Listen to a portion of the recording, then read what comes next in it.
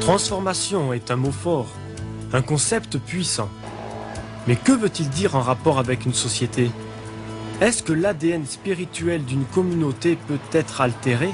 Si oui, quel genre produit-il? Dans ce programme, nous essaierons de répondre à ces questions importantes et à bien d'autres. Nous allons visiter plusieurs communautés dont les rues et les institutions ont été balayées par le Saint-Esprit. Nous allons examiner aussi bien les causes que les effets de ce grand phénomène impressionnant. Pour faire ce voyage, nous allons rejoindre le chercheur George Otis Jr., un homme qui a passé des années à étudier les signes qui mènent à la transformation d'une communauté. La transformation d'une communauté est un concept avec lequel beaucoup de chrétiens se battent. Mais d'où vient cette difficulté? Ma propre observation est qu'elle vient en grande partie des limitations de notre propre expérience de la vie. Demandez aux chrétiens s'ils ont expérimenté un réveil spirituel. La plupart vous diront oui. Demandez s'ils sont certains qu'une grande croissance de l'Église peut se produire et ils vous citeront des exemples spécifiques. Mais ce que personne n'a expérimenté, au moins dans le monde occidental, c'est une transformation profonde et étendue de sa communauté. C'est pourquoi nous nous imaginons que cela est impossible à atteindre. Mais ceci, est-ce une conclusion valable? Je vous invite à parcourir avec moi 4 communautés qui ont été dramatiquement changées par la puissance du Saint-Esprit. Ces 4 communautés illustrent fort bien ce qui peut se passer quand Dieu vient dans une ville.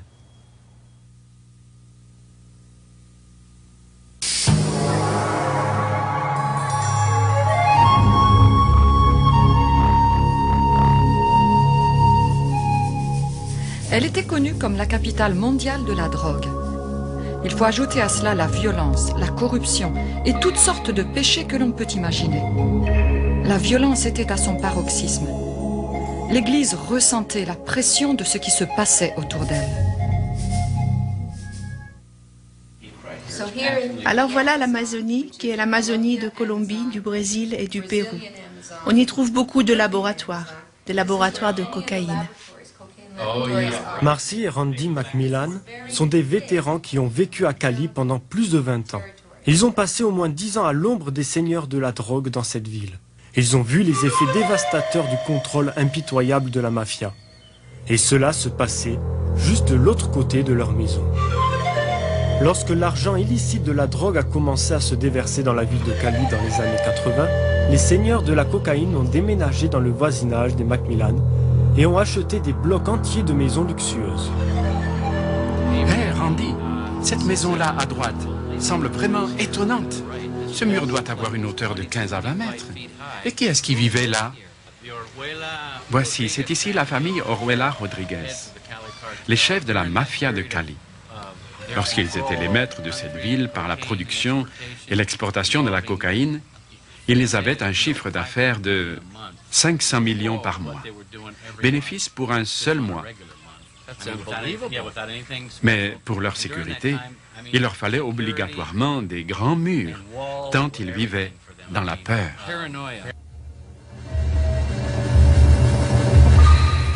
Pendant des années, la Colombie était le plus grand exportateur de cocaïne. Elle envoyait 1000 tonnes par an aux États-Unis et en Europe.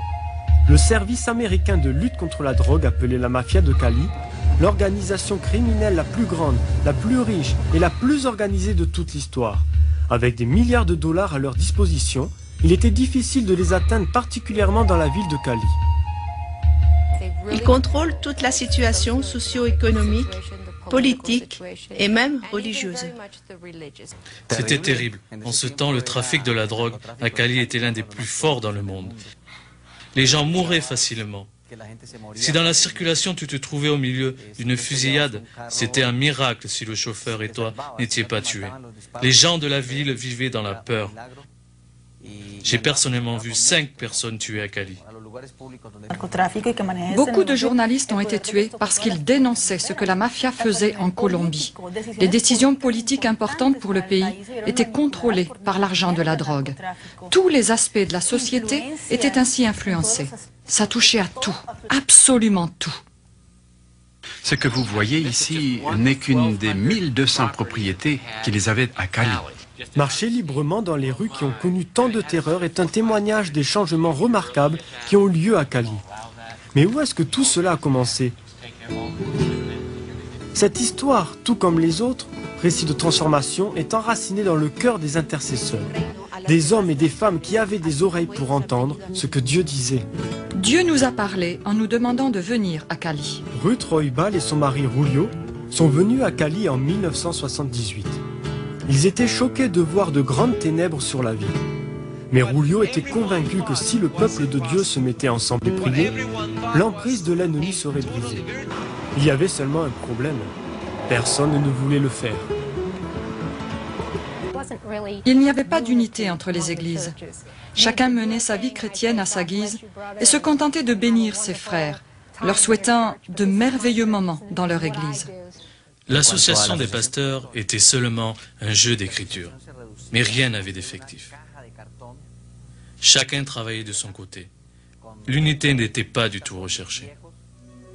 Après un désaccord, Julio s'est retiré de l'association des pasteurs qui était déjà précaire. Mais il réalisa qu'il contribuait encore à la désunion. Dieu lui dit, tu ne dois pas t'offenser. Tu dois pardonner. Il a reçu ce message et a pensé, si je veux refléter Jésus, rien ne doit m'offenser. Julio retourna voir les pasteurs et leur demanda pardon. Ils ne pouvaient pas continuer à marcher dans la désunion, surtout pas au moment où leur ville avait de grands défis à relever. Nous avons commencé à dire, bien, quel espoir avons-nous? Il y a tous ces organismes internationaux, ainsi que toutes les autorités colombiennes contre la mafia de Cali. Mais rien ne s'est jamais produit. Préoccupés par cela, nous avons commencé à prier et intercéder en demandant au Seigneur de nous montrer comment prier. Et c'est ainsi qu'il nous a fait comprendre nos racines spirituelles. Pour saisir la vision de Dieu sur leur ville, les églises locales ont commencé à déterminer les forteresses spirituelles dans leur voisinage immédiat. Voilà ce que nous faisions. Randy trouvait des cartes de la ville. On y trouvait les différentes zones qui se partageaient en plusieurs quartiers. Alors, nous répartîmes les églises dans ces zones selon les quartiers où elles vivaient. Et il nous fallait ramener un rapport sur tous les problèmes observés, des problèmes fréquents et bien établis dans leur zone.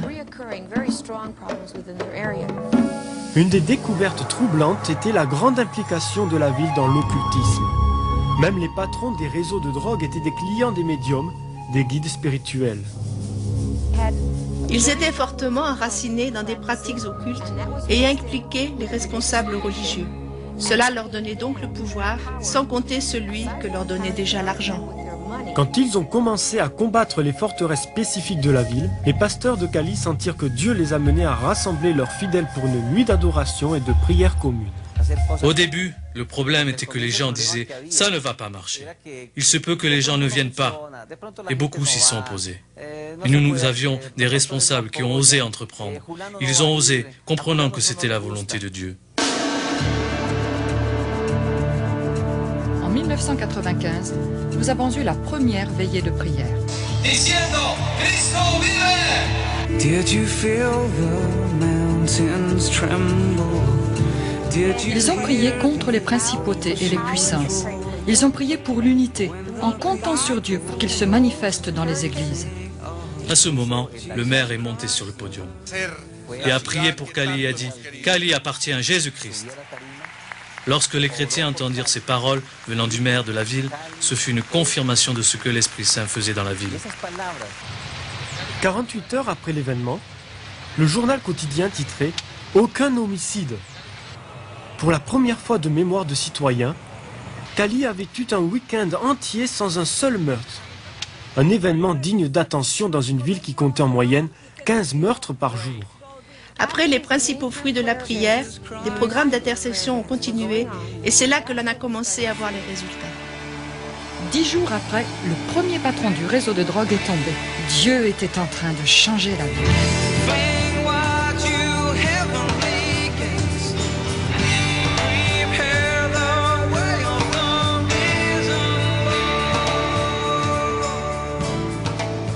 En Encouragés par l'élan spirituel produit par la première veillée de prière, les responsables d'église ont décidé de louer le plus grand stade de la ville, le stade Pascual Guerrero, qui compte 55 000 places assises. Leur foi fut récompensée par la présence de 60 000 croyants venus adorer et prier au-delà des barrières dénominationnelles.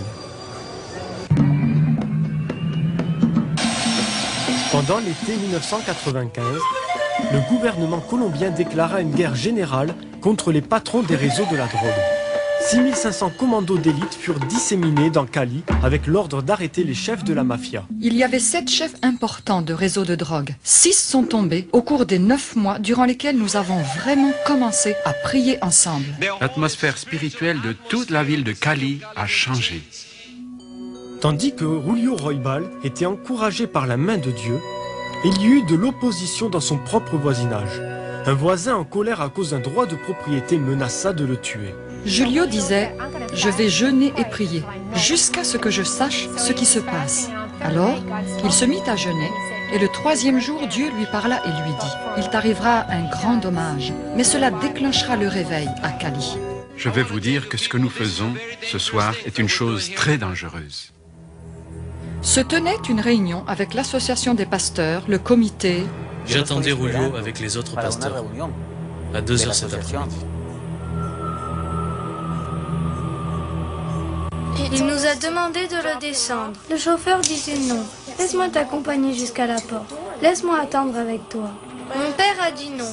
Laisse-moi, je peux marcher. Il est sorti. Il a commencé à marcher vers l'église. 2 tireurs l'attendaient dans une cachette.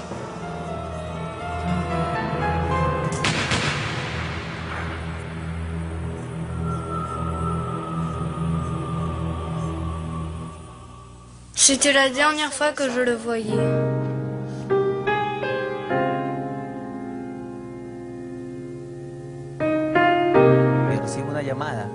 J'ai reçu un appel. On vient juste de tuer Julio. J'ai dit oh non, comment peuvent-ils tuer un pasteur? Alors je suis allé sur les lieux pensant qu'il avait juste été blessé. Mais quand je suis arrivé, il était couché de côté comme un bébé. Julio le bruyant, l'homme actif qui ne s'asseyait jamais calmement. Là, il était couché comme un bébé. Quand ils m'ont annoncé cela, ce fut un choc. Je ne pouvais pas croire que cela se soit vraiment produit. Et quand je suis arrivée, son corps était toujours couché dans la rue.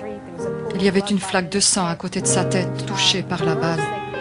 Le verset qui me fut donné par l'Esprit de Dieu était « Elle est précieuse aux yeux de Dieu, la mort de ses saints. » Quand je me suis avancée, que je me suis assise près de son corps, j'ai su que je me tenais sur une terre sainte. Et j'ai seulement dit « Seigneur, je sais que tu connais tout ce qui se passe dans mon cœur. Mais je dois dire avec mon âme, ceci est bien. C'est ce que tu voulais et c'est bon. »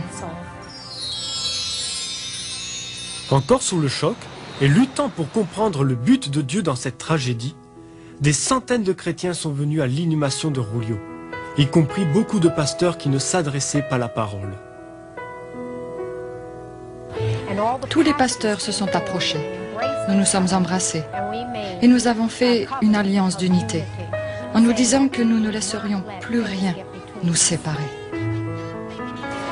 Aujourd'hui, cette alliance d'unité s'étend à environ 200 pasteurs et sert de soutien aux veillées de prière de la ville. Cela a conduit à une transformation radicale de cette ville. La corruption a été très réduite. Les mafias de la drogue ont été brisées dans cette ville. Environ 60 000 personnes sont venues ici pour la nuit entière.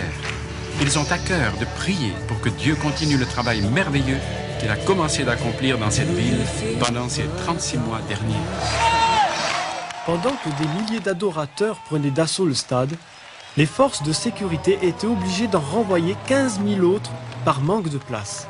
Cependant, ces retardataires commencèrent subitement une marche de prière autour du stade qui dura des heures. Ce que vous voyez ici, aujourd'hui, dans ce stade, est un miracle. Vous savez qu'il y a quelques années, il aurait été impossible pour les évangéliques de se réunir ainsi. Mais Dieu est en train de bâtir son Église et nous allons satisfaire ce besoin au nom de Jésus. C'est ce qui se passe aujourd'hui en Colombie. Il faut que les pasteurs et les intercesseurs aux États-Unis, en Europe et partout dans le monde soient témoins de cet événement. C'est ce que Dieu est en train de faire de nos jours. And we can see that God you're moving, a mighty river through the nation, and young and old will turn to Jesus. Bring wide you heavenly gates, prepare the way of the risen Lord. Pendant que le royaume de Dieu est venu sur Cali, beaucoup de personnalités sont parvenues à une relation personnelle avec Christ. Rafael Arojo Gámez est le principal chroniqueur sportif de Colombie. Depuis de nombreuses années, il couvre les championnats de football à partir du stade. Je suis ici aujourd'hui parce qu'il y a 6 mois, j'ai connu Jésus et je l'ai reçu comme mon sauveur. Depuis ce temps, je l'adore et je le loue. Quelle comparaison pouvez-vous faire entre l'enthousiasme que l'on trouve pendant les veillées de prière et celui des matchs de foot? Il n'y a aucune comparaison. Pendant les matchs de football, il est normal d'entendre quantité de sifflements et de cris. Ici, on se réjouit du fond du cœur. Avez-vous été un homme heureux ces 6 derniers mois? Quelle différence! J'ai été changé. Je suis très joyeux. Muy gozoso. Very different. I haven't changed. I am very joyful. Joyful. It's a different life. Mario Inet est un avocat et un orateur dont les programmes radiophoniques sont diffusés dans toute l'Amérique latine. Après avoir cherché la paix dans différentes organisations du Nouvel Âge, il est finalement venu à Christ. À partir de ce moment, j'ai commencé à trouver une vraie paix intérieure. Je crois que même si je suis un bébé spirituel, la réponse est là dans la Bible. Je sens que j'ai perdu 41 ans de ma vie, mais je sais maintenant que Dieu a un plan pour moi. La nouvelle passion de Mario est d'apprendre les voies de Dieu et de le servir par les médias. Je comprends que Dieu est en train de me dire, tu ne dois plus servir Dieu selon ta vision, mais selon celle de Dieu. Et j'ai dit oui, qu'il en soit ainsi, Seigneur. Ce que tu veux, mais utilise-moi, je veux te servir. Ceux qui ne sont pas sauvés parviennent à la conclusion. Qu'avons-nous ici? Où allons-nous? Quel espoir y a-t-il encore? La corruption règne, la fraude, et tout se termine obligatoirement par une impasse. Et maintenant, ces mêmes personnes disent, il doit y avoir une réponse, il doit y avoir une réponse. Et si l'Église répond, il y a une solution, alors se produit une explosion. Même les autorités de la ville reconnaissent les effets positifs de l'Évangile. Les autorités disaient au président de l'association des pasteurs, « Hé les gars, écoutez, nous avons besoin de plus de serviteurs de Dieu dans le gouvernement. Nous avons besoin de gens honnêtes comme vous. » Et le maire avait dit, « Je ne peux pas vous facturer l'utilisation du stade parce que vous nous rendez service. » Maintenant, il voit une église qui apporte quelque chose de positif. Quand les églises locales ont voulu offrir un changement spirituel à la fête traditionnelle de Cali, un festival de 10 jours accompagné de boissons et de débauches, les autorités ont accepté. Non seulement ils donnaient gratuitement aux chrétiens le vélodrome de 22 000 places assises, mais ils s'engageaient à prendre en charge la publicité, la sonorisation et la sécurité. Cette nouvelle ouverture à l'évangile est en train d'affecter la société à tous les niveaux. Aujourd'hui, ce n'est plus une chose étrange d'avoir le Seigneur dans nos vies quotidiennes. La classe aisée reconnaît qu'elle a besoin de Jésus dans sa vie. Elle ne voit pas cela comme quelque chose de ridicule. Auparavant, elle pensait que c'était une plaisanterie. C'était la plus mauvaise chose que vous puissiez évoquer dans une conversation. Aujourd'hui, on peut parler de Dieu. Et tout le monde vous respectera et s'intéressera à vos paroles. La croissance explosive de l'Église se produit dans toute la ville, sans tenir compte des barrières dénominationnelles. Demandez aux pasteurs de définir leur stratégie et ils vous diront « Nous n'avons pas le temps pour planifier. Nous sommes très occupés à tirer les filets dans la barque. Le nombre de fidèles grandit. Une Église a plus de 35 000 membres. » Ils ne peuvent pas entrer tous en même temps. Alors le dimanche, ils ont 7 services. Ils ont un culte à 7 heures le matin, un autre à 9, à 11, à 1 heure, à 3, 5 et à 7 heures la nuit. quelle explosion, et particulièrement dans cette église. Est-ce que les choses se passent ainsi dans d'autres églises de la ville? Oui, ça se passe aussi dans d'autres églises. Presque chaque église grandit dans la ville de Cali. Il y a partout une faim de Dieu. Vous pouvez le voir dans les bus, dans les rues. Vous pouvez parler à n'importe qui et n'importe où. Les responsables d'église croient que cette faim spirituelle est le résultat direct de leur unité, de leur ardente prière. Ce processus continue avec la repentance et la réconciliation qui balaient toutes les barrières de l'évangélisation. Je crois que l'Église est maintenant très unie et que ce ne sont pas simplement ses problèmes qui ont rapproché les gens de Dieu, mais c'est Dieu lui-même qui a agi dans la ville. Il est intéressant de voir le Seigneur choisir la ville de Cali, une ville qui était contrôlée par de l'argent sale, par des chefs de la mafia et par la corruption. Le choix de cette ville n'était pas certain, mais Dieu l'a choisie spécialement. Et je crois que Dieu a fait cela à bon escient, pour montrer au monde entier et aux autorités des villes de ce monde que Dieu peut transformer une communauté si celle-ci se repent. Le réveil que Julio Roybal a prophétisé avant sa mort a commencé.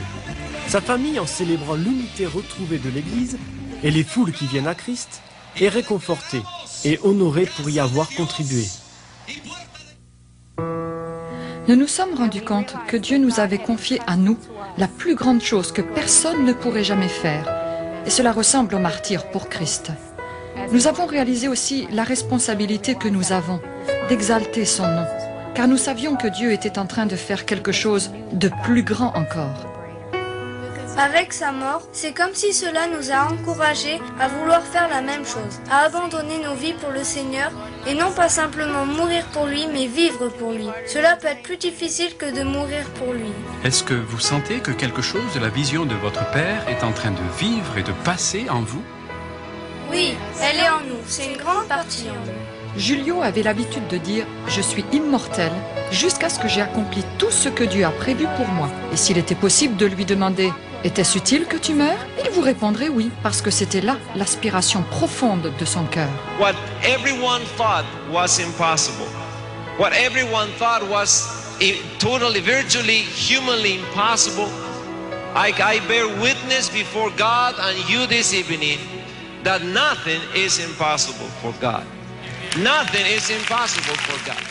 Je pense que Dieu est en train de faire quelque chose de nouveau, non seulement dans la ville de Cali, non seulement dans la nation de la Colombie, mais à travers le monde entier aujourd'hui. Si c'est ce que l'Église veut voir se réaliser dans l'avenir, je veux aussi en être partie prenante.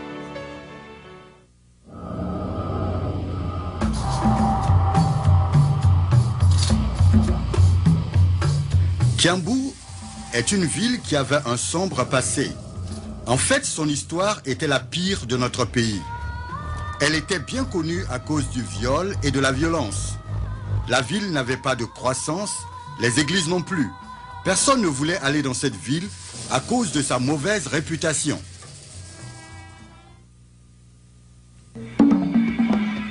À la fin des années 80, cette banlieue de Nairobi est devenue un des lieux les plus dangereux du Kenya. Les bars étaient plus nombreux que les églises et les boutiques. En raison de l'alcoolisme, le taux de crime à Kiambu était le plus élevé de toute la nation. Personne, et particulièrement les femmes, n'osait sortir dès que la nuit tombait. Les fonctionnaires payaient des pourboires pour éviter leur affectation à Kiambu.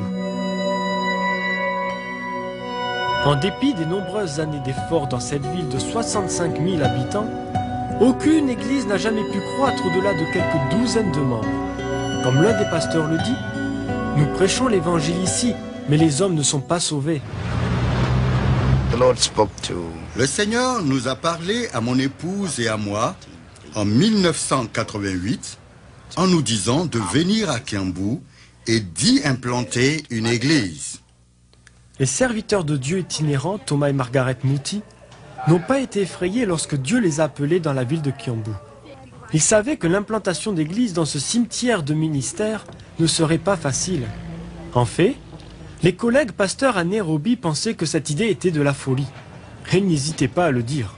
Mais les Muti s'étaient rendus compte que pour réussir, il devrait identifier et combattre la source de l'oppression spirituelle de Kiambu. La Bible dit dans Éphésiens chapitre 6 verset 12 que nous ne luttons pas contre la chair ni contre le sang, mais contre les puissances, les principautés. Ainsi notre problème, ce n'était pas les habitants de la ville, mais les œuvres du diable au milieu des hommes. Pourquoi les garde-t-il dans cette voie? Pendant 6 mois, les Moutis s'étaient consacrés à la prière fervente et à la recherche. Alors, nous avons demandé à Dieu, quelle est la racine du problème? Nous avons prié, nous avons jeûné. Le Seigneur nous a montré un esprit de sorcellerie qui reposait sur cet endroit. Ils ont découvert que beaucoup de choses qui se passaient à Kiambu étaient liées à une puissante femme nommée Mama Jane. Bien qu'elle se dise chrétienne et qu'elle ait appelé sa maison de divination Clinique Emmanuel, ses affaires étaient de la pure sorcellerie. La clientèle de Mama Jane comprenait les grands hommes d'affaires et les leaders politiques de la ville en quête de pratiques de divination. Se rendant compte que Kiambu était entre les mains des forces puissantes et mauvaises, les Moutis ont commencé à chercher Dieu. Après 6 mois, nous avons eu l'assurance dans notre esprit que la puissance spirituelle qui régnait sur la ville avait été vaincue.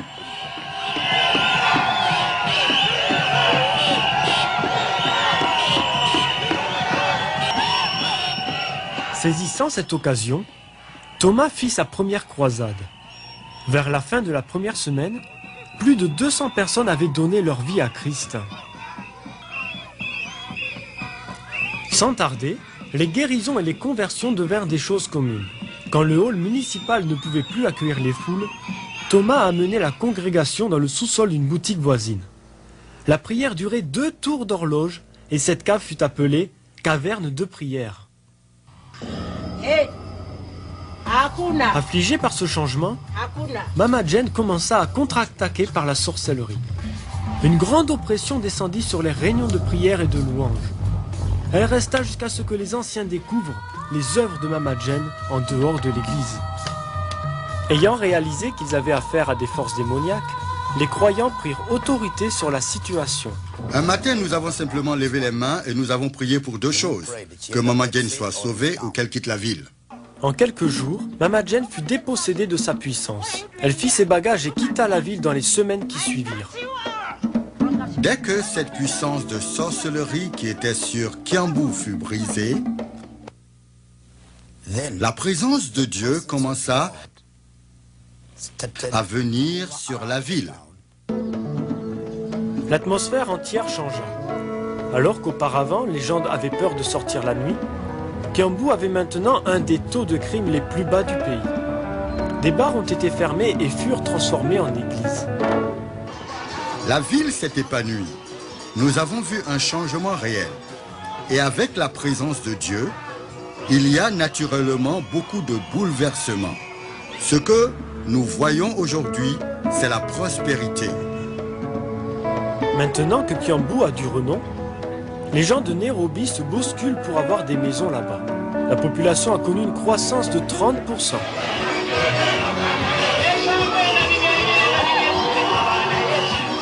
Les conversions aussi ont progressé. La caverne de prière de Kiambu, connue sous le nom d'église de la parole de foi, a atteint plus de 5000 membres.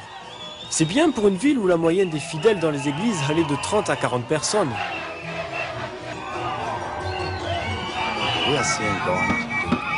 Nous voyons Dieu faire de grandes choses dans cette ville. Nous voyons des vies changées, des criminels, des prostituées et toutes sortes de personnes venir à Jésus. Comme Thomas l'a dit rapidement, la recette pour le succès continu passe par la prière. Prier, c'est communiquer avec Dieu. C'est aussi simple que cela. C'est parler à Dieu qui a la puissance de changer les situations. Maintenant, il y a beaucoup de prières dans cet endroit qui nous aident non seulement à maintenir ce que nous avons gagné, mais encore à gagner du terrain. Kwena hinya monene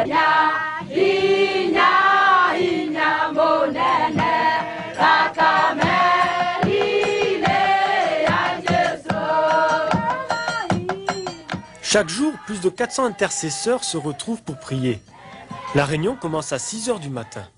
Ils l'appellent leur gloire du matin. Cela est complété par la veillée de prière de vendredi et les réunions de mercredi soir appelées Opération Tempête de prière. La prière produit une puissance et c'est extraordinaire.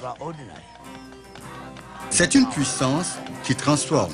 Je l'ai vu transformer cette ville. Si Dieu peut le faire à Kiambu, il peut le faire n'importe où dans le monde.